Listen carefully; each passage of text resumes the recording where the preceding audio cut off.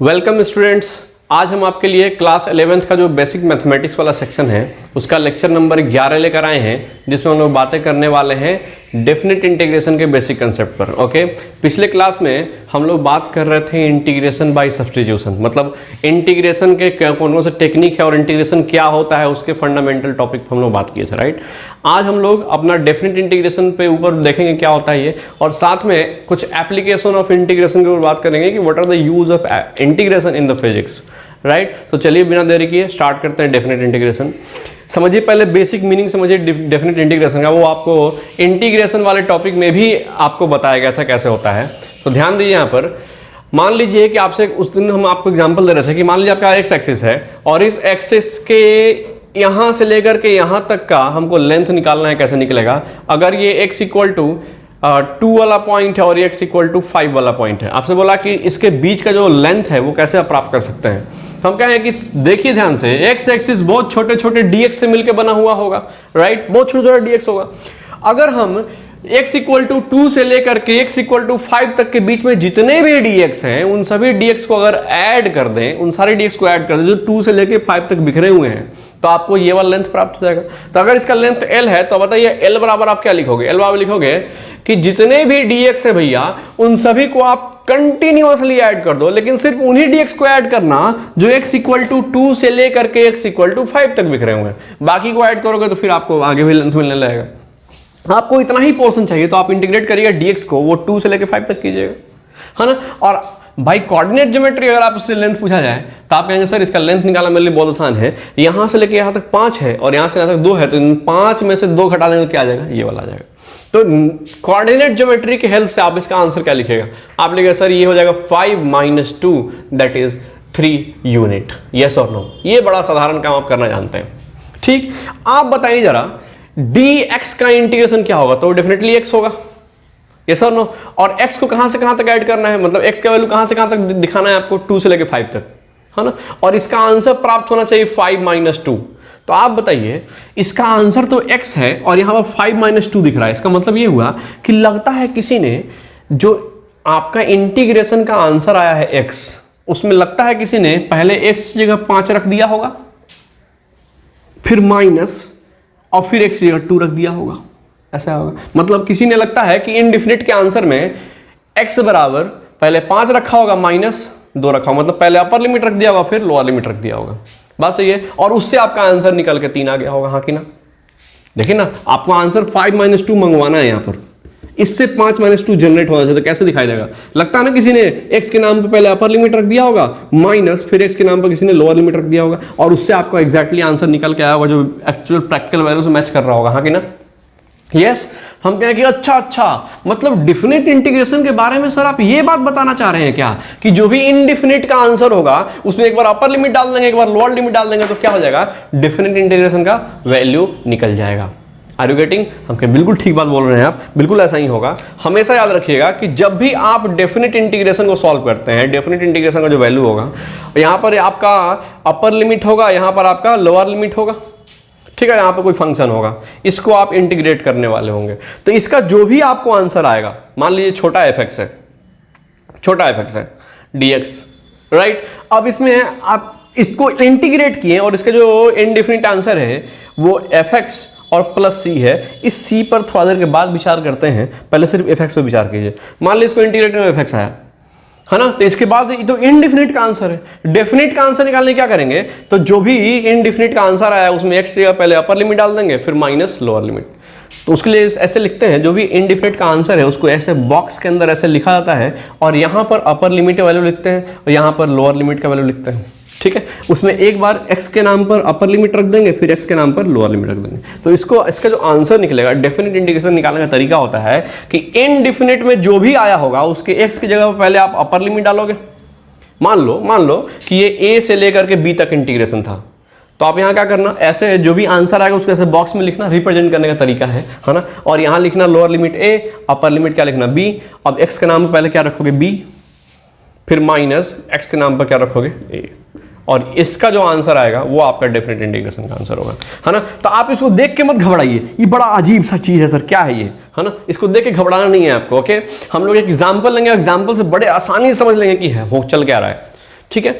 अब सवाल उठता है कि कांस्टेंट ऑफ इंटीग्रेशन आपने क्यों लिखा, तो वो भी हम आपको एग्जांपल से ही दिखाते हैं, है ना। आप एक इसको चाहो तो नोट कर सकते हो, मतलब मैं इससे मिटा रहा हूँ, देखना ध्यान से, मतलब गौर से देखना। मान लो कि आपसे पूछा गया है ना, इंटीग्रेट करके दिखाओ x को, है ना, dx के रेस्पेक्ट में, और वो भी ये वाला इंटीग्रेशन जो करना है वो डेफिनेट इंटीग्रेशन मतलब किसी खास लिमिट के अंदर करना होगा। आपको बताए थे हम इंटीग्रेशन दो टाइप का होता है ना। तो मान लो कि आपसे पूछा गया कि हमको इसको इंटीग्रेट करना है 2 से लेकर के 4 तक, है ना, और इस i का वैल्यू कितना होगा निकालना, इस इंटीग्रेशन का वैल्यू कैसे निकलेगा। तो सीधी बात, आपको पहले लिमिट छोड़िए, आप पहले इसका इनडिफिनिट वाला प्रोसेस लगाइए। x का इंटीग्रेशन क्या होगा, तो आप बोलोगे सर वो x² 2 होगा। कांस्टेंट को नहीं लिखना है, कांस्टेंट क्यों नहीं लिखना है, उसको विचार करेंगे हम लोग, टेंशन नहीं लीजिए। इसका इंटीग्रेशन कितना होगा, x² 2। ये तो इनडिफिनिट का आंसर हुआ। अब कह रहा है इनडिफिनिट का जो आंसर है उसको ऐसे बॉक्स में घेरो आप, है ना।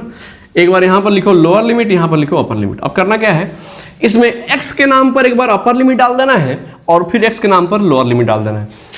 देखो x के नाम पर रखो 4, तो जब यहाँ 4 रखोगे तो ये आएगा 4 का स्क्वायर बटा 2, राइट, माइनस अब लोअर लिमिट डालना होगा, तो x के नाम पर लोअर लिमिट रखो तो 2 का स्क्वायर बटा 2, यस और नो। ये कितना आएगा, ये 16 बटा 2 मतलब ये 8 हो गया, माइनस इससे 1 2 से 1 2 शहीद हो गया, तो ये बच जाएगा 2 बच जाएगा ना। ये आंसर आने वाला है डेफिनेटली आपको 6। तो ये आपका इनडिफिनिट इंटीग्रेशन का वैल्यू है। इतना आसान काम है, एकदम आसान। पहले आप इनडिफिनिट पर कमांड करो। मान लो कि आपसे कोई पूछा इंटीग्रेट कर दिखाओ हमको x² dx को, है ना, और ये इंटीग्रेशन बोला कि आपको 3 से लेकर के और 6 तक करना है, राइट। कैसे होगा, तो आप खुद सोच के देखिए, एकदम आसानी से करना है। पहले आपको उसको इनडिफिनिट की तरह से बना लीजिए, ठीक है। इनडिफिनिट बनाइएगा तो x² का इंटीग्रेशन क्या होगा, यस बोलिए, x³ 3, ठीक है। अब इनडिफिनिट जब बन गया तो उसमें क्या करना है, एक बार अपर लिमिट डाल देना है x की जगह पर, और फिर दोबारा लोअर लिमिट डाल देना है x की जगह पर, राइट और रॉन्ग, है ना। देखो ध्यान से, अगर इसमें यहाँ 3 लिखो, यहाँ 6 लिखो, राइट। अब अपर लिमिट को यहाँ डालो तो क्या होगा, ये हो जाएगा 6 का cube divide by 3, is it, minus अब लोअर लिमिट डालना होगा, अपर लिमिट माइनस लोअर। याद कर लो हमेशा क्या करते हैं इनडिफिनिट के आंसर में, पहले अपर लिमिट डाल करके उसके बाद लोअर लिमिट डाल के दोनों को घटा देते हैं। अपर limit minus lower limit, upper lower upper minus lower, ये सब हमेशा ध्यान में रखना है इसको। इनडिफिनिट के आंसर में वेरिएबल के जगह पर पहले अपर लिमिट डालने का, फिर माइनस लगाने का, फिर लोअर लिमिट डालने का, और फिर उसको सॉल्व कर देने का, राइट। तो बताइए 3 डालिए यहाँ पर, तो 3 डालिए तो क्या आएगा, ये आएगा 3 का क्यूब डिवाइड बाई 3। गुणाकार भागाकार आपको आता होगा, है ना, कैसे करेंगे जरा बताइए तुमको। सो ये होने वाला है 6 × 6 मतलब 36, और एक और 6 है उसमें से 3 2 बार में कट जाएगा, मतलब 72 आएगा, है ना। ओके 72 माइनस इसका ये को 3 शहीद हो जाएगा, 3 3 9 हो जाएगा।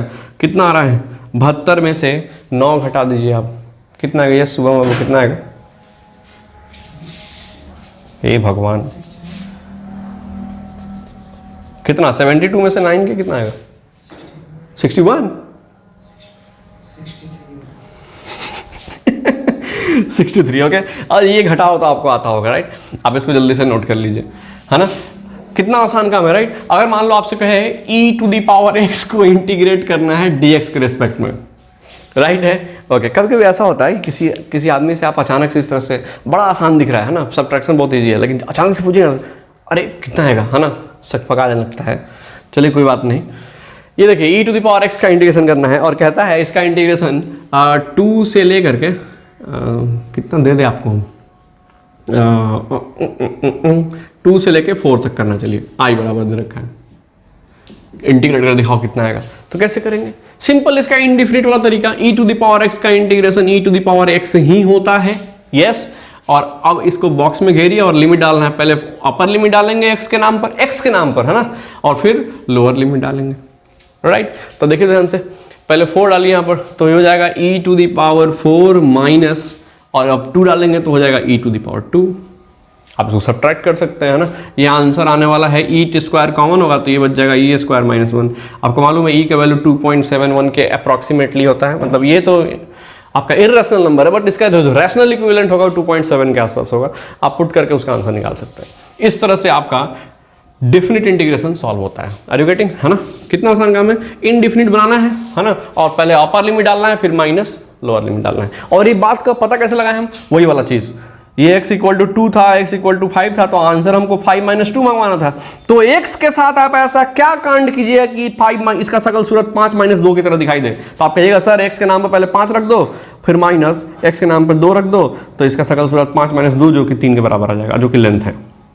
राइट, इस चीज से हम लोग इन्वेस्टिगेट करके निकाले हैं कि अच्छा जब भी डिफिनिट सॉल्व करना हो तो पहले हम क्या रखते हैं, पहले अपर लिमिट डालते हैं, फिर माइनस लोअर लिमिट डालते हैं। ओके, ये बेसिक तरीका है। मान लो अगर इस तरह से पूछ दे आपसे यहां पर कि क्या पूछा, लॉग नहीं, ऐसे लीजिए 1/x का इंटीग्रेशन करना है। ओके, और इंटीग्रेशन करना है हमको कहां से कहां तक करा दे, मान लीजिए 10 से लेकर के, है ना, और या फिर कहां से 2 से लेकर चलिए 4 तक। चलिए आसान छोड़िए, ज़्यादा दिमाग नहीं लगाना, ये सिंपल इंटीग्रेशन करना है आपको, आई बराबर निकालना है। कैसे निकलेगा तो बताइए, सिंपल आपको इसका इनडेफिनिट तरीका से सॉल्व कर लीजिए।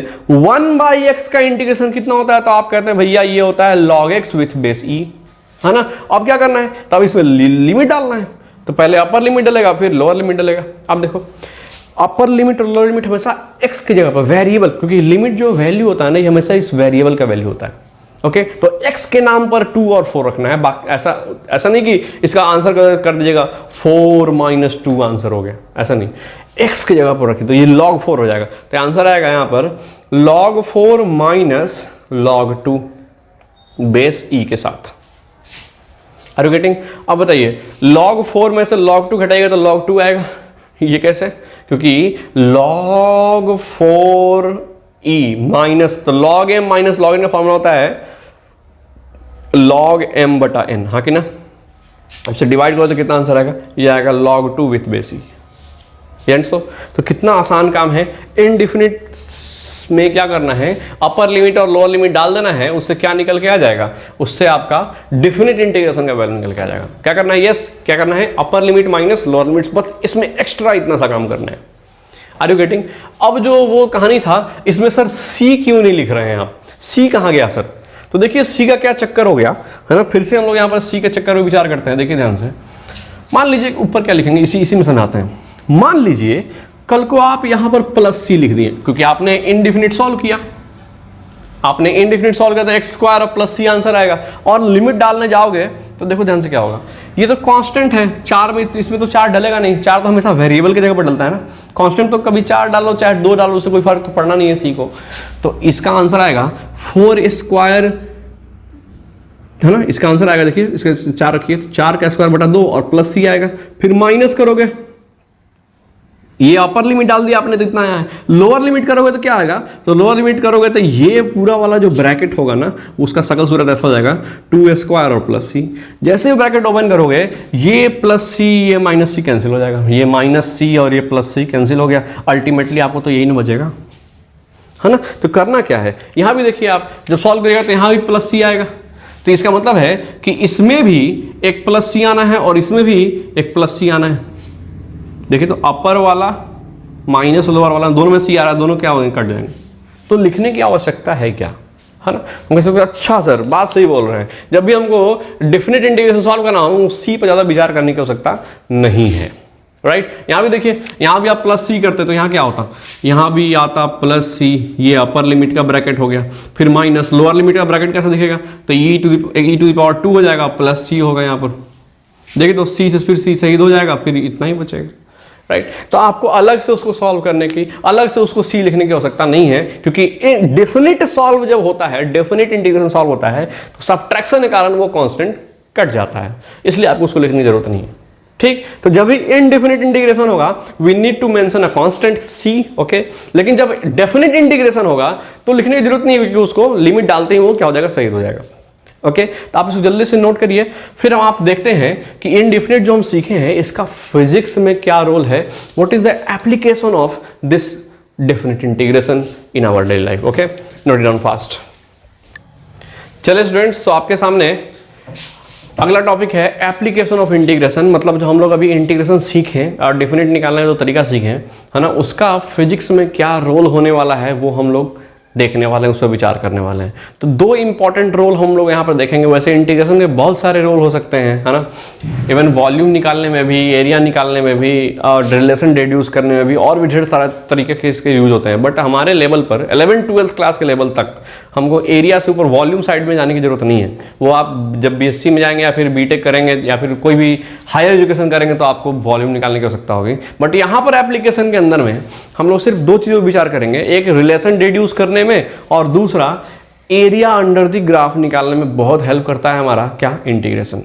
चलिए तो समझते हैं एरिया अंडर ग्राफ का मतलब क्या होता है। 9th क्लास में भी आप एरिया अंडर ग्राफ के बारे में जानते होंगे, क्योंकि आपसे पूछा जाता था कि भैया वेलोसिटी टाइम ग्राफ का area, okay, velocity time graph का, मान लीजिए इस तरह से ग्राफ है तो इसका एरिया क्या देता है, तो आप कहें तो निश्चित ही ये डिस्प्लेसमेंट प्रोवाइड करता है ना, राइट। तो ये बेसिक बात आप लोग जानते हैं। तो एरिया का मतलब क्या हुआ, ग्राफ के और ये वाला जो एक्स एक्सिस के बीच का जो एरिया था वो एरिया अंडर द ग्राफ था, ठीक है। Area under graph Y axis पर भी होता है, इस तरह से है, तो ये एरिया वाई एक्सिस पर भी आप ले सकते हो, बट हम इस पर फिलहाल विचार नहीं करने वाले हैं, ठीक है। आप जब 12th क्लास में जाएंगे, जब इंटीग्रेशन पढ़ेंगे, तो आप इसका भी एरिया निकालना, अगर आप मैथ से हैं तो आप इसका भी एरिया निकालना सीखेंगे, इसका भी एरिया निकालना सीखेंगे। बट फिलहाल हम लोग सिर्फ इस वाले एरिया फोकस कर रहे हैं जो एक्स एक्सिस के साथ बनेगा। यस, चलिए ध्यान से स्टार्ट करते हैं, देखिए ध्यान से। तो एरिया अंडर ग्राफ का मतलब क्या हुआ कि अगर ग्राफ आपका ऐसा होता तो आप कहते हैं सर एरिया अंडर ग्राफ का मतलब हो गया कि बिल्कुल इसके नीचे का एरिया ये वाला। आप कहते सर ये तो बड़ा आसान काम है, ये तो ट्रायंगल दिख रहा है, आराम से निकाल लेते हैं, राइट। अगर मान लीजिए कि यही ग्राफ ऐसा होता तो आप कहते सर ये बड़ा आसान है, फिर से ये ट्रेपेजियम दिख रहा है, तो क्या होता है ट्रेपेजियम का area 1/2 into sum of parallel side और इंटू दोनों के बीच का डिस्टेंस, ओके। तो आप निकाल लेते हैं। तो अगर मान लीजिए ग्राफ इस तरह से ना हो, कोई आपको जाना पहचाना ज्योमेट्री ना मिलता हो और ग्राफ कहीं इस तरह से हो जाए, देखिए तो ग्राफ कहीं आपका ऐसा हो गया, ये आपका कोई फंक्शन हो सकता है fx, ठीक है, और ये x के बीच में ग्राफ कुछ इस ढंग का आ गया। अब क्या करोगे, इसका एरिया कैसे निकालोगे, ठीक है। तो इसका एरिया निकालने के तरीके होते हैं कि इसको छोटे छोटे रेक्टेंगल में डिवाइड कर दो, ट्रायंगल्स में डिवाइड कर दो और उसका एरिया निकालो। लेकिन अगर मान लीजिए कि आपको यहाँ से लेकर के, फॉर एग्जांपल ये आपका पॉइंट है x = a वाला और यहाँ पर एक पॉइंट है x = b वाला। कौन सा पॉइंट, x = a वाला पॉइंट और x = b वाला पॉइंट, इसके बीच का एरिया निकालना। तो क्या करेंगे आप, उसको क्या करेंगे, ढेर सारे रेक्टेंगल्स में डिवाइड कर देंगे, ठीक है। मान लो कि आपने यहाँ रेक्टेंगल बनाया इस तरह से ऐसे रेक्टेंगल बनाया, तो रेक्टेंगल में क्या होगा, इस रेक्टेंगल में एक रेक्टेंगल है और साथ में एक ट्रायंगल है। लेकिन आप ट्रायंगल बनाओगे तो सोच के देखो, आपका ये वाला पतला वाला जो रीजन का जो एरिया है वो छूट जाएगा, ऐड करने से रह जाएगा, राइट। तो हम लोग क्या करते हैं, है ना, इस जो रेक्टेंगल आप ले रहे हो, इतना चौड़ा रेक्टेंगल अगर ले रहे हो, रेक्टेंगल का चौड़ाई इतना चौड़ा ले रहे हो, तो आपको ये इतना बड़ा ट्रायंगल दिखाई दे रहा है, यस और नो, और उसमें एरर आ रहा है, राइट। अगर मान लो कि इस वाले जो रेक्टेंगल आपने लिया है इसका स्ट्रिप और पतला कर दो, तो आपको जो रेक्टेंगल मिलेगा और छोटा सा रेक्टेंगल, ये वाला ट्रायंगल जो मिलेगा और छोटा मिलेगा, यस और नो, है ना। और हो क्या रहा है, असल में ये लाइन ऐसे जा रहा था, आप यहाँ पर दो लाइन खींचे थे, तो आपको पता है कि ये रेक्टेंगल बना और ये ट्रायंगल बना, यस और नो। और इस ट्रायंगल में प्रॉब्लम क्या था इसका एरिया निकालने में, जब आप इस ट्रायंगल का एरिया निकालोगे तो आपका ये वाला एरिया छूट जा रहा था, यस और नो। तो आप सोचोगे कि ये ट्रायंगल जितना छोटा बनेगा इतना एरिया उतना कम होगा और उतना कम एरर हमको देखने को मिलेगा, यस और नो। तो आप सोच के देखो, इसको और पतला कर दो, इस लाइन को और नजदीक कर दो, ठीक है। देखो इस लाइन को हमने और नजदीक कर दिया, तो अब जो ट्रायंगल बनेगा उसमें जो एरिया छूट रहा है वो बहुत कम छूट रहा है ना। इसको और नजदीक कर दो, इस लाइन को एकदम यहाँ कर दो, तो अब जो ट्रायंगल बनेगा इसमें, ये ट्रायंगल बनेगा, ये और छोटा ट्रायंगल बनेगा और इसमें जो छूटने वाले एरिया होंगे वो भी बहुत छोटे होंगे। इसको और पतला कर दो, है ना, इसको आप और पतला कर दो, बिल्कुल ऐसे बारीक कर दो, तो ये ट्रायंगल और छोटा होगा और धीरे धीरे ट्रायंगल छोटा होते बहुत छोटा हो जाएगा और इतना छोटा हो जाएगा कि you can ignore it when, जब इसका जो स्ट्रिप का जो विड्थ है, ये विड्थ बिल्कुल कितना हो जाए, dx हो जाए, यस। अगर इस स्ट्रिप का विड्थ बिल्कुल, इसका चौड़ाई अगर dx हो जाए तो आप सोच के देखो कि उस टाइम पे ये ट्रायंगल क्या होगा, बहुत छोटा हो जाएगा, एकदम पॉइंट्स ट्रायंगल होगा, यस और नो। तो अगर इतने बड़े एरिया में से वो एक पॉइंट ट्रायंगल को आप इग्नोर भी करो तो एरिया पर कोई ज़्यादा उसके सेहत पर फर्क पड़ने वाला नहीं है, ये बिल्कुल इग्नोरेबल होगा, क्योंकि इसका जो एरिया होगा ना इस ट्रायंगल का, वो भी ट्रायंगल का एरिया जो होगा वो dA बहुत छोटा होगा। है ना। तो किसी बड़े से एरिया में से आप पतला सा एक छोटा सा डीए इग्नोर कर दो तो आपको उससे कोई फर्क नहीं पड़ने वाला है, उससे आपको कोई एरर उसमें नहीं आने वाला है। Are you getting? तो हम लोग कह रहे हैं क्या चीज, एक काम करो, ये जो आप स्ट्रिप ले रहे हो और स्ट्रिप में जो ट्रायंगल का एरिया निकालते समय जो ये एरिया छूट रहा है, अगर स्ट्रिप को पतला लिया जाए तो ये वाला छूटने वाला एरिया वाला समस्या खत्म हो जाएगा। ये जो अंदर में जो एरिया निकालने से रह जा रहा था, है ना, जो रीजन कंसीडर होने से रह जा रहा था, है ना, उसका समस्या सॉर्ट आउट हो जाएगा। तो लोग कहा क्या चीज, एक काम करो, यहां से लेकर के यहां तक का जो आपको एरिया निकालना है, एक काम करो, यहां से x दूरी पर जाओ। कितनी दूरी पर जाओ?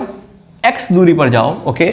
और यहां पर एक पतला सा, एकदम पतला सा रेक्टेंगल कंसीडर करो, एकदम पतला सा, है ना। तो आप बताओ जरा, अगर ये चीज एकदम पतला है ना, देखो ध्यान से, अगर इस तरह से रेक्टेंगल है जिसका लंबाई बहुत कम हो, तो आप इस रीजन को एकदम सीधा फ्लैट मान सकते हैं। देखिए, अगर आप ये यहां चला जाए तो इतना बड़ा हुआ, और ये यहां चला जाए तो ये वाला जो तिरछापन है वो आप उसको फ्लैट्स इमेजिन कर सकते हो। अगर ये बहुत पतला हो गया तो, यस और नो, आप देखो ना, अगर ये बहुत पतला हो जाए तो ये वाला जो रीजन होगा, आप इस रीजन को लगभग फ्लैट इमेजिन कर सकते हो, यस और नो। तो अब देखो ध्यान से, x दूरी पर आए और यहां पर इसका चौड़ाई कितना लिया, dx। यस, कितना चौड़ा स्ट्रिप है ये, what is the width of strip is dx, ठीक। और यहां से आप कितनी दूरी पर आए हैं, x दूरी पर आए हैं। तो आप बताइए, अगर यहां पर इस पॉइंट का x कोऑर्डिनेट x है तो इसका y कोऑर्डिनेट डेफिनेटली आपका क्या होगा, fx होगा। अगर मान लीजिए ये 5 है, ये 5 दूरी है, यहां से यहां तक का डिस्टेंस 5 है, तो इसका मतलब इसका वैल्यू कितना होगा, f5 होगा यहां पर। अगर ये 6 है तो ये वैल्यू कितना होगा, f6 होगा। अगर ये x है तो फिलहाल ये दूरी वैल्यू कितना होगा, fx होगा। ये वाला हाइट कितना होगा, fx। तो ये है x, तो ये हाइट कितना होने वाला है, यस बोलिए, fx।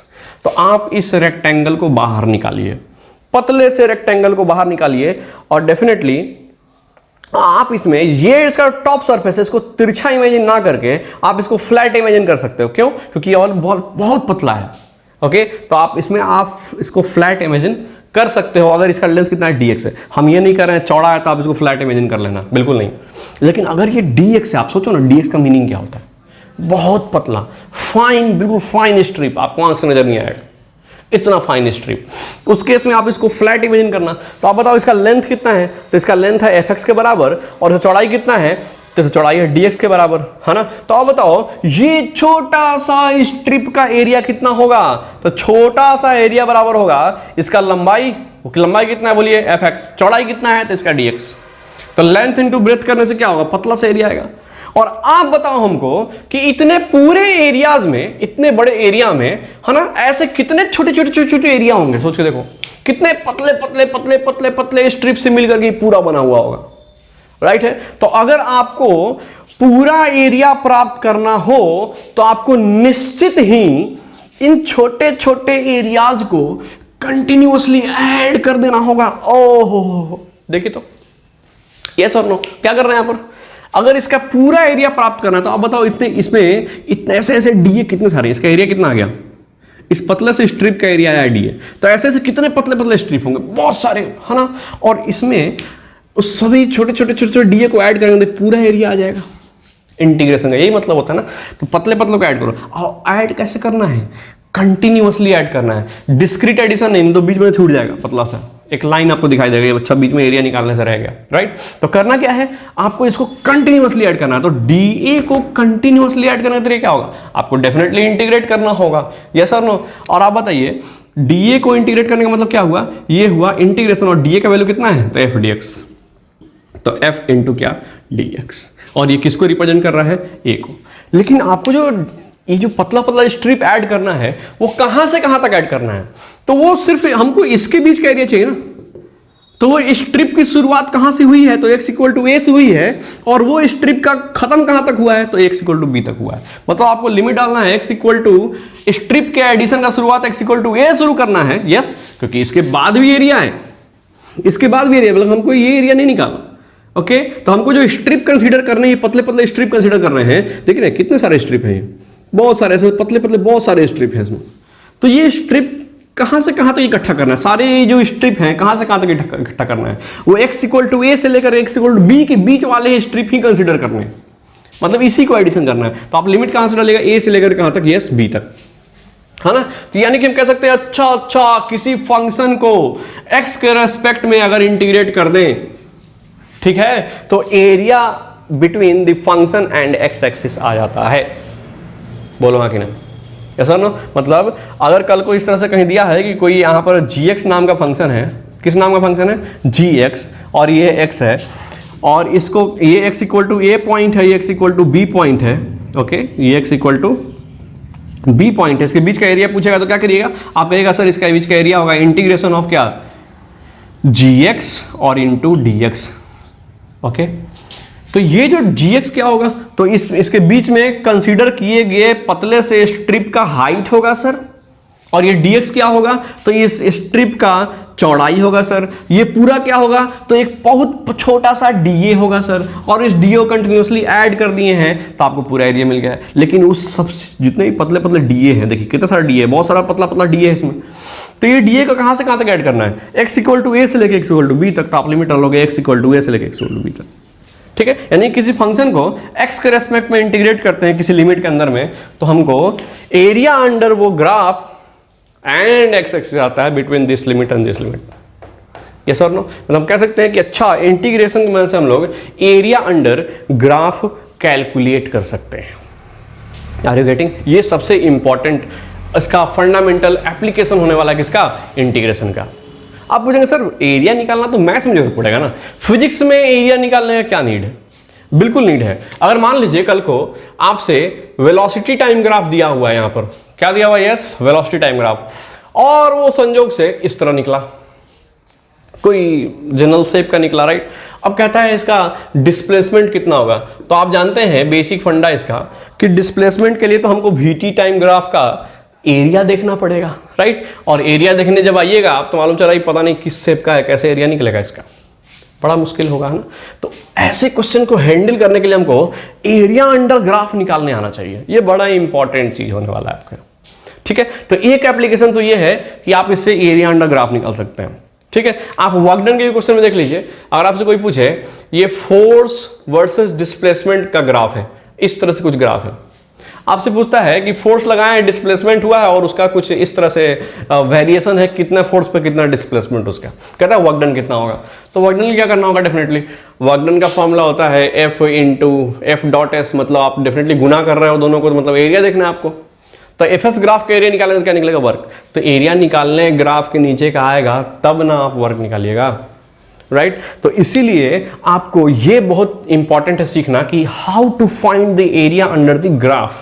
This is very much going to be very much important in the physics, right wrong. तो आपको इस बात का ध्यान रखना है, ठीक। आप इसको जल्दी से नोट करिए, फिर आपके हम अगला एप्लीकेशन देखते हैं, है ना। अगला एप्लीकेशन से पहले भी, है ना, थोड़ा सा हम एरिया निकालते कैसे एग्जैक्टली उसको देख लेते हैं, कैसे how to use this formula to find area, हम लोग इस पर विचार कर लेते हैं, और फिर अगले एप्लीकेशन पर हम लोग विचार करेंगे, ठीक है। आप जल्दी से नोट करिए।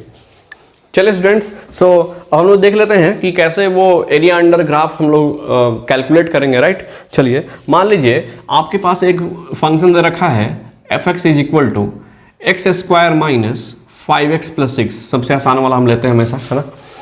इसका आपको बोल रहा है क्या चीज़, इसे ग्राफ कैसा होगा, आप सोच के देखिए तो डेफिनेटली अपवर्ड पैराबोला होगा। 2 और 3 इसके जीरोज हैं, तो x = 2 पर और x = 3 पर ये आपको कट करेगा, राइट। आपसे पूछ लिया गया ये वाला एरिया कितना होगा, क्या पूछा गया, x = 0 से लेकर के, है ना, ये कौन सा पॉइंट है, ये है x = 2 वाला पॉइंट। तो x = 0 से x = 2 के बीच में जो एरिया बन रहा है उसका आपको फाइंड करना है, वैल्यू कितना होगा, ओके। ये रीजन बन रहा है, इसका एरिया निकालना है आपको, कैसे निकलेगा।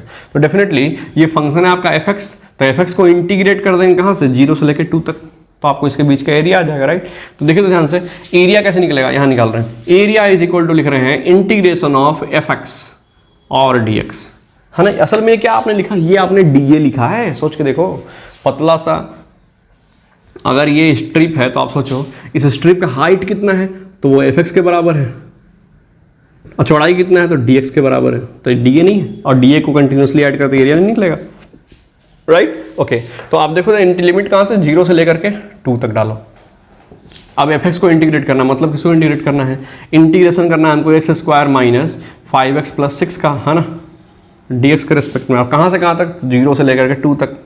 अब बताओ एक्स स्क्वायर का इंटीग्रेशन क्या होगा, तो डेफिनेटली वो होगा x cube by 3, yes, minus 5x का इंटीग्रेशन क्या होगा, तो वो होगा डेफिनेटली 5/2x स्क्वायर, और 6 का इंटीग्रेशन क्या होगा, तो प्लस 6x, और c लिखने की जरूरत आप है नहीं, आपको मालूम, और लिमिट 0 से 2 तक। अब बताओ जब आप इसमें अपर लिमिट डालोगे तो देखो तो ये 2 का क्यूब आ जाएगा, है ना, 2 क्यूब एंड डिवाइड बाई कितना रहेगा, 3 रहेगा। अच्छा, थोड़ा सा कैलकुलेटिव होगा, कोई बात नहीं। फिर 2 यहाँ रखोगे, राइट, तो जब यहाँ 2 रखोगे तो ये आ जाएगा 5 × 2 का स्क्वायर डिवाइड बाई 2। फिर यहाँ पर 2 रखोगे तो 6 दूनी का 12 हो जाएगा, माइनस लोअर लिमिट डालोगे तो देखो ध्यान से, यहाँ भी 0 डालोगे खत्म, यहाँ भी 0 डालोगे खत्म, यहाँ भी 0 डालोगे खत्म, मतलब लोअर लिमिट तो 0 ही आना, आपको डालने की जरूरत नहीं है। ठीक है, बताओ कितना आ रहा है आंसर, ये आ रहा है 8/3 माइनस ये आ रहा है असल में कितना है, काट दो इसको इससे, तो एक 2 से एक 2 शहीद हो गया, ये है 10, राइट, और ये है प्लस 12, सही। अब देखो ध्यान से, ये क्या होने वाला है, ये तो +2 आ जाएगा ना, ये पूरा कितना आ जाएगा, +2, आपको +2 करना है, तो 3 दूनी का 6 और 8 कितना होता है, 14/3 square unit, this is your area, right. अगर आपको इसके बीच का एरिया पूछता तो क्या करते, तो फिर से इसके बीच का एरिया पूछता, तो ये ग्राफ तो एफ एक्स ही है और आपको 2 से लेकर 3 तक इंटीग्रेट कर देना है। तो अगर ये मान लीजिए A1 था, तो आपका जो ये आंसर आया वो किसका आंसर आया है, A1 का आंसर आया है ये। अगर आपसे पूछा जाए A2 कितना है, A2 का है, ये A2 ये निकालना है, तो A2 के लिए क्या करेंगे, एफ एक्स को इंटीग्रेट करेंगे किसके बीच, तो 2 से लेकर के 3 तक के बीच, ये एरिया निकालना, राइट। कैसे होगा, हाँ ना, देखिए ध्यान से, असल में ये dx क्या है, तो इसके बीच वो पतला सा जो स्ट्रिप होगा उसका चौड़ाई होगा, और fx क्या है, तो इसका जो हाइट होगा, तो ये dA है, और dA को कंटिन्यूअसली ऐड कर रहे हो, कहाँ से कहाँ तक, 2 से लेकर 3 तक के बीच में जितने भी dA है वो सबको ऐड कर रहे हो, आपको A2 निकल रहा है। ये फिजिकल मीनिंग है उसका, अंडरस्टैंडिंग। चलिए, तो इसको इंटीग्रेट किया, तो इंटीग्रेट करने पर तो यही आएगा, ये वाला ब्रैकेट आएगा, कितना आएगा देखिए तो, x³ माइनस ये आएगा 5/2, है ना, और x² और प्लस 6x आएगा। और लिमिट कहाँ से कहाँ डालना है, तो लिमिट डालना है 2 से लेकर के 3 तक। तो पहले आप इसमें x जगह पर 3 रखोगे, है ना, कितना आ रहा बताओ जरा, तो 3 रखोगे तो ये आ जाएगा 3 तिहाई का 9, राइट, इसमें से एक 3 शहीद हो जाएगा। फिर माइनस ये आ जाएगा 3 तिहाई 9, 45/2 45/2 आएगा, माइनस सॉरी प्लस, और 6 3 18 ये आएगा। ये आपने अपर लिमिट डाला है अभी, फिर माइनस आपको क्या डालना होगा, लोअर लिमिट, और जब लोअर लिमिट डालोगे तो 2 तो आप डाल ही चुके हो, ये आएगा ये वाला पूरा चीज, है ना, डाल के देख लो एक बार, 2 डालो यहाँ पर, तो ये आएगा 2³/3 माइनस ये आएगा 5/2 × 2 का स्क्वायर प्लस ये आएगा 6 दूनी का 12, ये पूरा चीज यहाँ है ना। अब बताओ इसको सॉल्व करो तो कितना आएगा, ये आ जाएगा 27 minus 45/2, okay, plus sorry minus है ना बीच में, माइनस ये वाला चीज़ 14/3, इसका ब्रैकेट सॉल्व करने में कितना आएगा, 14/3 आएगा। आप इसको जब सॉल्व करोगे तो जब भी इसका आंसर निकालोगे, ये आंसर निश्चित ही नेगेटिव आएगा, है ना। आप इसको जब सॉल्व, 27 पूरा नहीं है अभी, 27 यहाँ तक है ऐसे, आप जब इसको सॉल्व करोगे तो इसका आंसर जानते हैं क्या आएगा, जो भी आएगा वो नेगेटिव आएगा, है ना। आपको उसको पॉजिटिव बना के आंसर करना है, क्योंकि एरिया कभी भी नेगेटिव नहीं होता है। होता क्या है, नेगेटिव का आंसर मीनिंग क्या होता है, नेगेटिव क्यों आता है, देखिए ध्यान से, क्योंकि एरिया जो निकला है ना वो बिलो द एक्स एक्सिस निकला है। याद रखिएगा कि जब भी एक्स एक्सिस के नीचे का एरिया होगा ना वो हमेशा नेगेटिव ही आएगा। आप देख सकते हो यहाँ पर ये कितना आने वाला है, सॉल्व करो जरा इसको, हट, ये आ जाएगा 54 माइनस, है ना, और ये है 45/2 हो जाएगा, और माइनस 14/3 आ जाएगा, राइट है। 54 में से 45 गया, ये कितना आएगा, डेफिनेटली 9 आएगा, है ना। ये कितना आने वाला है, ये आएगा 9, तो 9/2 में से घटाना है कितना, 14/3, कितना आ रहा है बताओ जरा, देखो तो, ये है इसका एलसीएम आ गया 6, ये 9 3 27 हो जाएगा, माइनस, है ना, 14 28 हो जाएगा। देखो तो ये आ रहा है ना -1/6, नेगेटिव आया ना। So what is the meaning of negative? Area तो इसका 1/6 होगा, इसमें कोई डाउट नहीं है, बट नेगेटिव साइन ये इंडिकेट कर रहा है कि आपने जो एरिया निकाला है वो एक्स एक्सिस के नीचे था, इसलिए नेगेटिव आया। तो हमेशा याद रखिएगा कि जब भी एक्स एक्सिस के नीचे का एरिया निकलेगा उसका आंसर हमेशा नेगेटिव आएगा, लेकिन आपको उसको क्या बनाना है? पॉजिटिव बना के बनाना है। नेगेटिव साइन बस इतना इंडिकेट कर रहा है कि एरिया भाई नीचे बना है, बस। This is the only significance of this negative sign. Okay, तो अगर आपको टोटल एरिया निकालना पड़े यहां से लेकर के यहां तक का, तो आप इसको डायरेक्टली 0 से लेकर 3 तक इंटीग्रेट मत करना, क्योंकि अगर 3 तक डायरेक्टली इंटीग्रेट करोगे तो इंटीग्रेशन इस पूरे एरिया को 2 पार्ट में कैलकुलेट करेगा। क्या कैसे करेगा? यहां तक का एरिया निकालेगा, फिर यहां तक का एरिया निकालेगा, दोनों को मर्ज करेगा। तो जब मर्ज करेगा तो ये तो 14/3 आएगा और ये -1/6 आएगा, और जब मर्ज करेगा तो दोनों ऐड होने के बजाय सबट्रैक्ट ही हो जाएंगे, क्योंकि ये नेगेटिव है। देखो ना, इसका एरिया कितना आएगा? 14/3, इसका एरिया कितना आएगा? -1/6। इंटीग्रेशन को ऐसा लगेगा कि इसका एरिया कितना है? -1/6। हम होशियार है ना, आप होशियार है ना, इसलिए समझ रहे हैं कि भाई 1/6 उसका एरिया है और माइनस साइन उल्टा एरिया है, नीचे की तरफ है, इसलिए ये आप समझ रहे हैं। लेकिन मैथमेटिकल कैलकुलेशन इस बात को नहीं समझ रहा है। उसको जब वो मर्ज करेगा ना, तो ये 14/3 में से 1/6 घटाएगा और तब आपको आंसर दे देगा कि इतना एरिया है, जबकि वो टोटल एरिया नहीं होगा। असल में इन दोनों को जुड़ना चाहिए था टोटल एरिया के लिए, है ना। टोटल एरिया के लिए आपको A1 + A2 होना चाहिए था, मतलब 14/3 में जुड़ना चाहिए था 1/6। और अगर आप पूरा एरिया इकट्ठा निकालोगे 0 से लेके, इसको 0 से लेके 3 तक इंटीग्रेट करो डायरेक्टली पूरा, तो ये पूरा एरिया आएगा, है ना। लेकिन उसमें प्रॉब्लम क्या होगा? उसमें प्रॉब्लम ये होगा कि इंटीग्रेशन इसको 2 पार्ट में जब अंदर सॉल्व करेगा अपना, तो इसको A1 को 14/3 बुलाएगा, इसका आंसर उसको आएगा -1/6, दोनों को मर्ज करेगा, दोनों सब्ट्रैक्ट हो जाएंगे आपस में, है ना। तो जब भी इस तरह से 2 पार्ट में एरिया आए कि कुछ एरिया भाई एक्सिस के ऊपर है, कुछ एरिया एक्सिस के नीचे है, आपको टोटल एरिया निकालना हो तो नीचे वाले को पॉजिटिव बना देना, तब ऐड करना। Are you getting? इस तरह से इसको सॉल्व करना है, राइट है। तो करना क्या है? fx को इंटीग्रेट करना है किसी के बीच में। आप इसको नोट करो, फिर आपके लिए एक और सवाल लेते हैं, फिर आपको ज्यादा समझ में आएगा। फिर चलिए स्टूडेंट्स, आपके लिए हम अगला क्वेश्चन लेते हैं। कहता है क्या चीज कि जो sin x होता है ना, sin x, है ना, और x के रेस्पेक्ट में जैसे ग्राफ प्लॉट कीजिएगा ना, तो इसका ग्राफ कुछ इस तरह से आता है, ऐसे इस तरह से रहता है ऐसा ग्राफ। किसका ग्राफ? sin x का ग्राफ इस तरह से आगे चलता चला जाता है। ये आप जब 11th क्लास में जो मैथमेटिक्स के स्टूडेंट हैं उनको ये दिखाई देगा इस तरह से ग्राफ, है ना। आप भी बायोलॉजी से हैं तो फिजिक्स में भी जब ऐसी वैसी पढ़ेंगे तो आपको इस तरह से ग्राफ उस समय आपको समझाए जाएंगे। मतलब sin x का ग्राफ कैसा होता है? इस तरह से, है ना। आपको मालूम है जब साइन में x का वैल्यू 90 डिग्री होता है तो इसका वैल्यू बिल्कुल 1 हो जाता है, साइन का वैल्यू 1 हो जाता है, और 0 पर बिल्कुल 0 होता है। फिर 180 डिग्री पर इसका आंसर फिर 0 हो जाता है। फिर जब ये -270 डिग्री रखिएगा तो फिर इसका साइन का जो आंसर होता है वो कितना होता है? -1 होता है, और फिर 360 डिग्री पर ये 0 हो जाता है। ठीक है, कोई दिक्कत तो नहीं इसमें। अब आपसे पूछा जा रहा है क्या चीज़? आपसे पूछा जा रहा है इसका एरिया बताओ। चलो इसका एरिया बताओ कितना आएगा, इस वाले लोब का एरिया कितना होगा। तो क्या करेंगे? बहुत आसान है, इंटीग्रेट कर देंगे जो भी फंक्शन है उसको, sin x को किसके रेस्पेक्ट में बाबू? x के रेस्पेक्ट में। और लिमिट कहाँ से कहाँ तक? तो x = 0 से लेके x = 180 डिग्री तक, मतलब 0 डिग्री से लेकर 180 डिग्री तक हमको क्या करना है? इसको इंटीग्रेट करना है।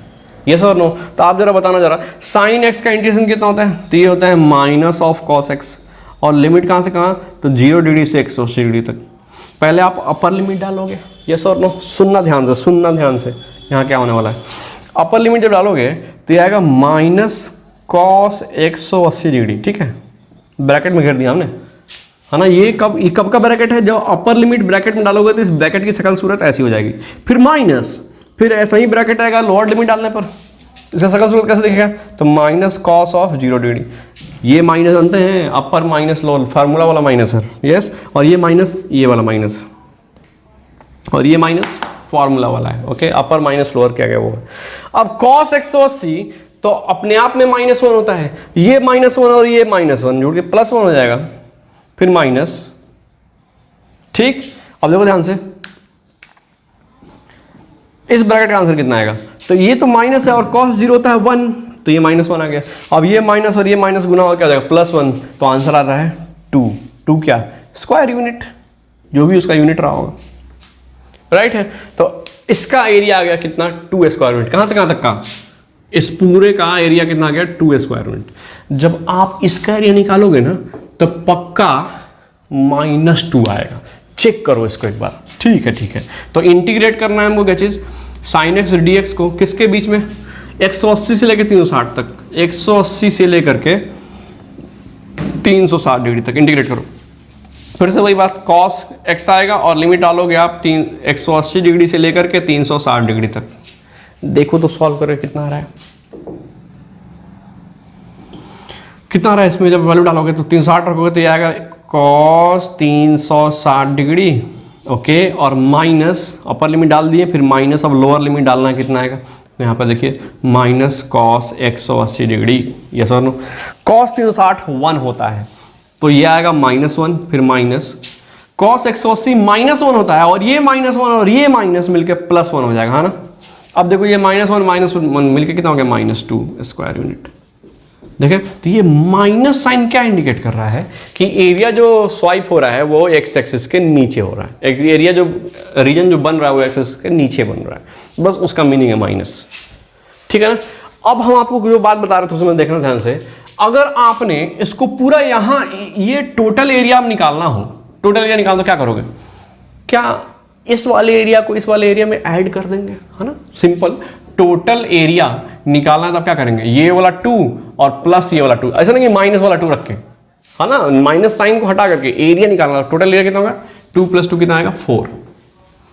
अगर आप टोटल एरिया निकालने के समय आप सोचते हैं कि सर जो साइन एक्स है ना dx, उसको आपने 0 से लेकर लगातार डायरेक्टली 360 तक क्यों नहीं ऐड कर दिया, उससे भी तो पूरा एरिया आ जाता ना 0 से 360 तक लगातार। तो आप एक बार इस इंटीग्रेशन को करो, देखो क्या होता है, देखो ध्यान से क्या होने वाला है। इसका इंटीग्रेशन आएगा माइनस कॉस एक्स और यहाँ 0 से लेकर 360 तक, देख लो ध्यान से क्या होगा। असल में ये होने वाला है माइनस ऑफ कॉस 360 डिग्री, ये अपर लिमिट डाल दिया आपने, लोअर लिमिट के लिए माइनस ऑफ कॉस 0 डिग्री, ये भी होता है -1 और माइनस कॉस 0 भी, ये भी आएगा -1। अब ये देखें ना सब्ट्रैक्ट होकर क्या आएगा 0 आ गया। ले तो इसका एरिया यहाँ से यहाँ तक 0 है क्या, नहीं ना। आप सोचो ये 0 क्यों दिया, क्योंकि हुआ क्या कि बीच में इंटीग्रेशन जब ये पूरा ओवरऑल प्रोसेस कर रहा था तो उसको कहीं पर +2 एरिया मिला होगा, कहीं पर -2 एरिया मिला होगा, दोनों को मर्ज किया होगा और उसको 0 आंसर प्राप्त होगा, जो कि नहीं होना चाहिए था। ठीक है, तो जब भी कहानी क्या है कि अपर और लोअर इस एरिया है तो कृपया करके उसको पूरा इंटीग्रेट ना करें, उसको आप पहले अपर वाले को अलग इंटीग्रेट करके आंसर निकाल लें, लोअर वाले को अलग इंटीग्रेट करके आंसर निकाल लें, लोअर वाले में से माइनस साइन हटा करके तब दोनों को ऐड करके आंसर लिखें। आया समझ में, एरिया लिखने आपको आया, कोई तकलीफ तो नहीं इसमें। अच्छा एक और खास बात, इसका एरिया आप 2 निकाले थे ना, इसका एरिया, इस पूरे का एरिया कितना निकला था, यस इस पूरे का एरिया आप 2 निकाले थे। आपको मालूम है ये बिल्कुल इस वाले लाइन के अबाउट सिमेट्रिकल ग्राफ है, जैसा इधर वैसा ही इधर। तो अगर आप सिर्फ इसका एरिया निकाल के डबल कर दे तो भी एरिया प्राप्त कर सकते हैं, हाँ कि ना। तो इस एरिया को कैसे निकालेंगे, तो इस एरिया का देखिए करेंगे, साइन एक्स को इंटीग्रेट करेंगे, यस और नो, राइट। कहाँ से कहाँ तक बीच में, 0 से लेके 90 के बीच में। तो दादा साइन का इंटीग्रेशन क्या हो जाएगा, cos x minus cos x, है ना, और लिमिट आप डालोगे 0 से लेके 90 तक, राइट। 0 डालो यहाँ पर, सॉरी पहले अपर लिमिट डालते हैं, तो minus cos 90 degree, yes upper limit डाल दिया, माइनस लोअर लिमिट डालना है तो माइनस कॉस 0 डिग्री डाले। अब बताइए क्या होगा, तो अपर लिमिट तो ये सही तो क्या 0, ये माइनस ऑफ आई कॉस 0 तो 1 होता है, ये माइनस देखिए कितना आ गया 1 स्क्वायर यूनिट है ना, मतलब इसका एरिया 1 स्क्वायर यूनिट, इसका एरिया 1 स्क्वायर यूनिट। देखो तो टोटल एरिया 0 से लेके 180 तक 2 स्क्वायर यूनिट आया कि नहीं है, राइट। तो आप ऐसे भी कर सकते हो, इसका एरिया निकाल के डबल कर दो, या फिर इसका यहाँ से यहाँ तक एरिया निकाल दो। ये काम कभी नहीं करना है कि यहाँ से लेके यहाँ तक लगातार इंटीग्रेट कर दिया और बीच में कहीं प्लस भी होना था कहीं माइनस भी होना था, ये गलत काम हो जाएगा। इससे आप एरिया नहीं निकालोगे, एरिया सब्ट्रैक्ट हो जाएगा, फिर आपको तकलीफ देगा। ठीक है, तो एरिया निकालना हमारे लिए बहुत आसान काम है। क्या करना है, यस फंक्शन को लिखना है, इंटीग्रेट कर देना है, इंटीग्रेशन आपको आना चाहिए, वो बड़ा आसान प्रोसेस है आपके लिए, ठीक, इनडिफिनिट वाला। और उसमें क्या करना है, बस हल्का सा अपर लिमिट माइनस लोअर लिमिट का कंसेप्ट लगा देना है, आपका एरिया निकल जाएगा। ठीक है, तो इससे आप सीख चुके हैं how to find the area under graph. ठीक है, अब हम लोग इंटीग्रेशन का एक अगला एप्लीकेशन देख लेते हैं। बहुत आसान है, अब आपको ज्यादा क्वेश्चन करने की जरूरत नहीं है, आप अपने से भी एग्जाम्पल सोच सोच कर उसका सवाल बना सकते हैं, है ना। आपको कोई कह दे कि e to the power x का, इसका e to the power x का ग्राफ जो होता है, क्या इसका e to the power x का ग्राफ वो कुछ इस ढंग का होता है ना। आपसे कोई कह दे यहां से लेकर के यहां तक x इक्वल टू 5 है और ये x इक्वल टू 0 है, इसके बीच का एरिया निकालो, तो क्या करोगे, e टू द पावर इसको इंटीग्रेट कर दोगे, कहां से कहां तक, 0 से लेकर 5 तक, है ना। तो एरिया निकालना आपके लिए बहुत मुश्किल काम अब नहीं है, राइट। चलिए अब हम लोग इंटीग्रेशन का जो दूसरा एप्लीकेशन है ना, to deduce the relation between two quantities, हम लोग जरा इस पर विचार कर लेते हैं। Before that pause the video to note it down. चलिए स्टूडेंट्स, सो आपके लिए एक सवाल लिए हैं, है ना। क्वेश्चन से समझेंगे दूसरा वाला इंटीग्रेशन का जो एप्लीकेशन है कि कैसे किसी दूसरे फिजिकल क्वांटिटी के बीच रिलेशन डिड्यूस करते हैं if one quantity is given.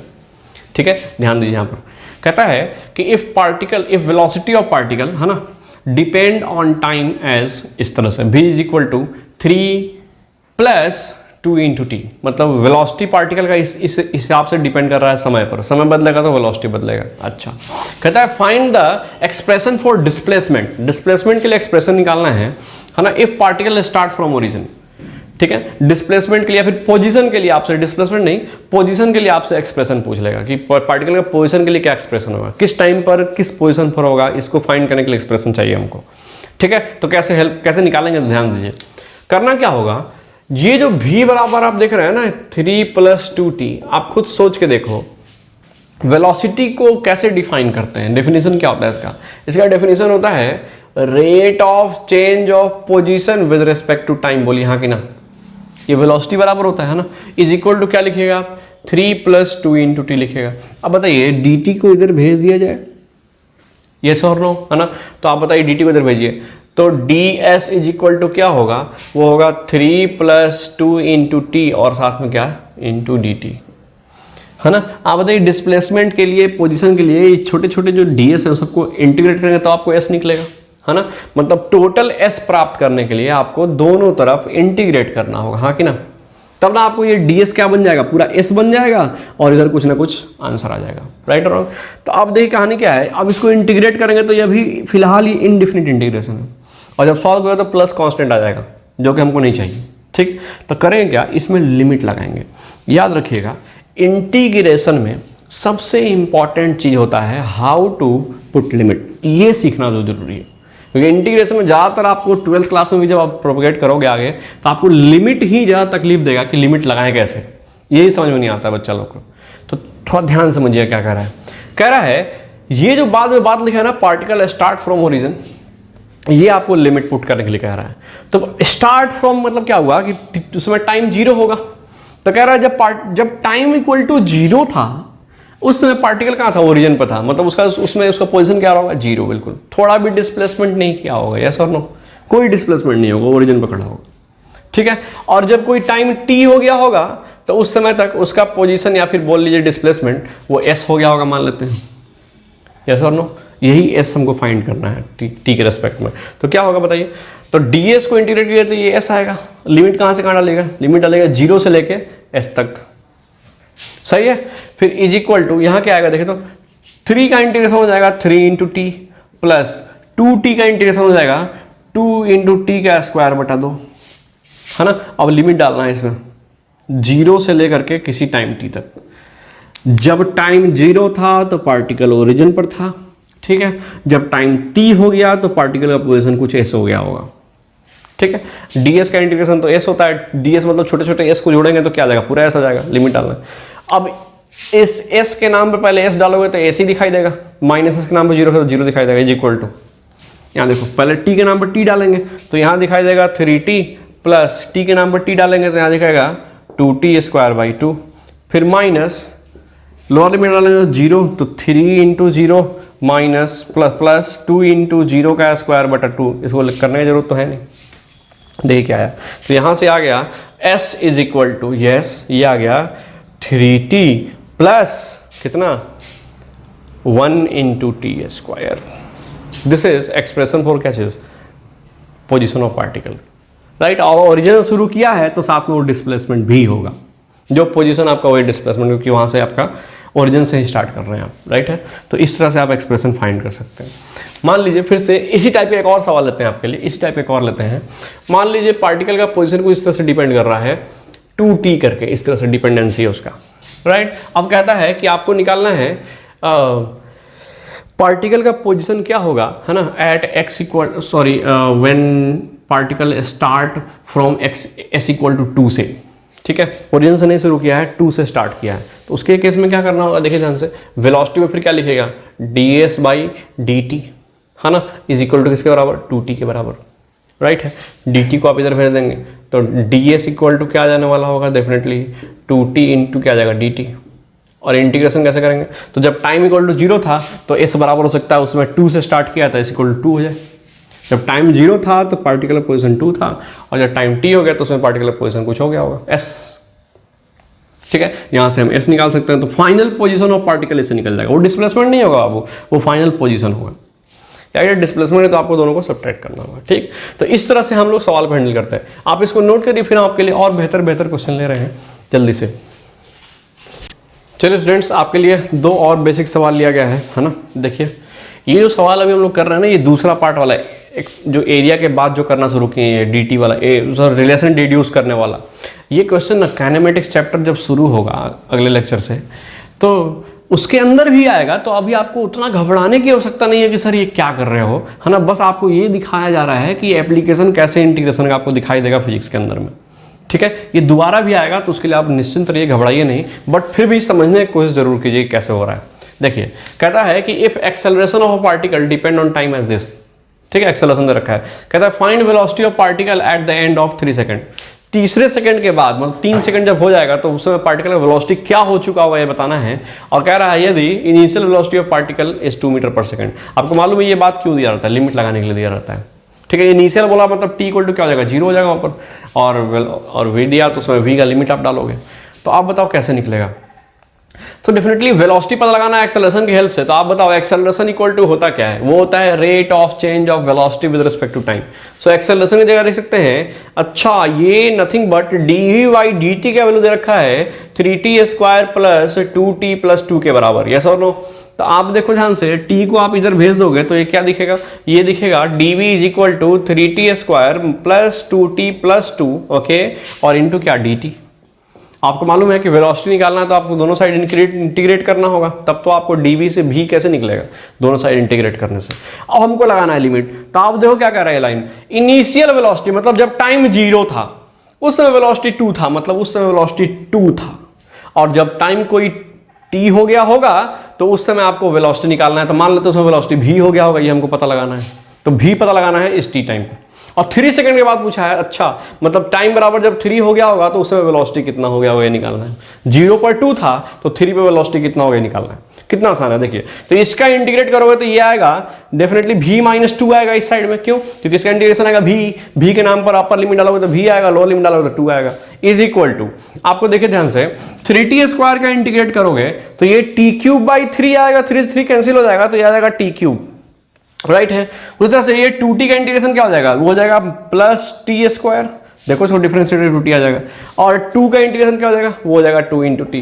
और लिमिट कहाँ से कहाँ डालना है, तो इसमें लिमिट डालना है 0 से लेकर के 3 तक, राइट। तो अब इसमें 0 लोअर लिमिट डालने की आपको आवश्यकता नहीं पड़ेगी, क्यों, क्योंकि 0 डालेंगे तो सारा 0 हो जाएगा। तो इसमें क्या करेंगे, अपर लिमिट डालेंगे। तो ये आपको दिख रहा है v-2 इज इक्वल टू 3 का 3 × 3 = 27 हो जाएगा, यस और नो, प्लस ये हो जाएगा 3 × 3 = 9, राइट, प्लस 3 दूनी का कितना हो जाएगा 6।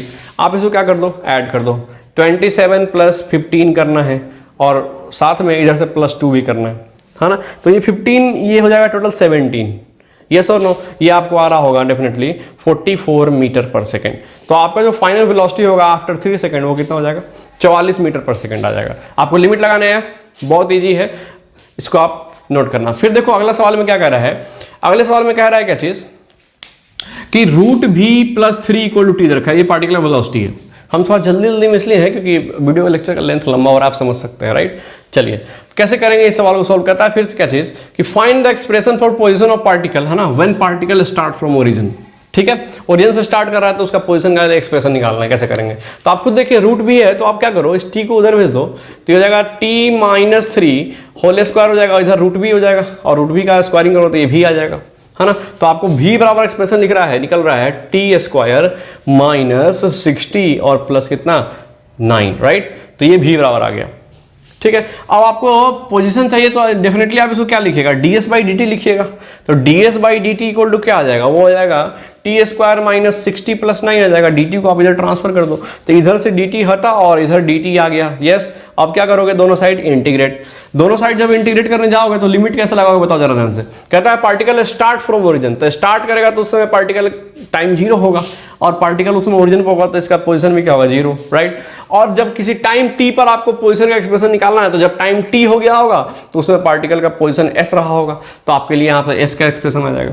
तो आप बताओ इसको जब सॉल्व करोगे तो यहाँ से क्या आएगा, ये डेफिनेटली आपका s ही आएगा क्योंकि s माइनस 0 करोगे इज इक्वल टू, यहाँ देखो इसको जब इंटीग्रेट करोगे तो आएगा टी क्यूब बाई 3, इसको जब इंटीग्रेट करोगे तो आएगा 3t स्क्वायर, तब तो डिफरेंशिएट हो तो 6 आएगा, राइट। और प्लस 9 का इंटीग्रेशन हो जाएगा 90, ओके। और लिमिट डालोगे 0 से लेकर t तक, 0 डालने की आवश्यकता नहीं है, t डालोगे तो आपको यही पूरा आ जाएगा। सो आपको प्राप्त हो रहा है s इज इक्वल टू कितना, T cube by 3 minus 3t square plus 9t। ये आपका किसी भी टाइम पर पार्टिकल के पोजीशन का एक्सप्रेशन आ गया, ठीक। तो आपको इन सवालों को देख कर घबराने की आवश्यकता नहीं है ना। इस तरह का सवाल आपको काइनेमेटिक्स चैप्टर में भी दोबारा मुलाकात ऐसे क्वेश्चन से होगा, है ना। तो टेंशन मत लीजिए, है ना। आज क्लास में हम इतना ही रहते हैं। आपका जो बेसिक फिजिक्स वाला सेक्शन खत्म होता है, अगले लेक्चर से हम लोग काइनेमेटिक्स स्टार्ट करने वाले हैं। तब तक आप देखते रहिए DRC की वीडियोस।